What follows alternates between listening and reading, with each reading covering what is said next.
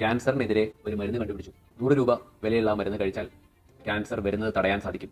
എന്താണ് ഈ miracle drug? റെട്ടോളും കോപ്പറും കൂടി അടങ്ങുന്ന ഒരു മരുന്നിന്റെ പേരാണ് ഈ RCU എന്ന് പറയുന്നത്. ഒരു മരുന്ന് നിങ്ങളുടെ അടുത്ത് എത്തുന്നതിന്റെ മുമ്പേ കുറെ സ്റ്റെപ്പുകളിലൂടെ കടന്നു പോകും. അതിന്റെ പേര് ഫേസ് ട്രയൽസ് എന്നാണ്. അപ്പോൾ ഏറ്റവും ആദ്യം ലാബുകളിൽ അത് ചെക്ക് ചെയ്ത് നോക്കും. പിന്നെ മൃഗങ്ങളിൽ അത് പരീക്ഷിച്ച് നോക്കും. ഇതിൽ വർക്ക് ചെയ്ത് കഴിഞ്ഞ് കഴിഞ്ഞാൽ കുറവ് ആളുകളിൽ മാത്രം ഫേസ് 1, ഫേസ് 2 എന്ന് പറഞ്ഞിട്ടുള്ള കുറച്ച് പഠനങ്ങൾ നടത്തും. ശേഷമാണ് ഫേസ് 3 എന്ന് പറഞ്ഞ് ഒരുപാട് പേരിൽ നോക്കുന്നത്. ഇതിന്റെ ഇടയിലാണ് അതിന്റെ ഡോസ് തീരുമാനിക്കുന്നതും അതിന്റെ പാർശ്വഫലങ്ങൾ കണ്ടെത്തുന്നതും അത് എഫക്റ്റീവ് ആണോ നോക്കുന്നത്.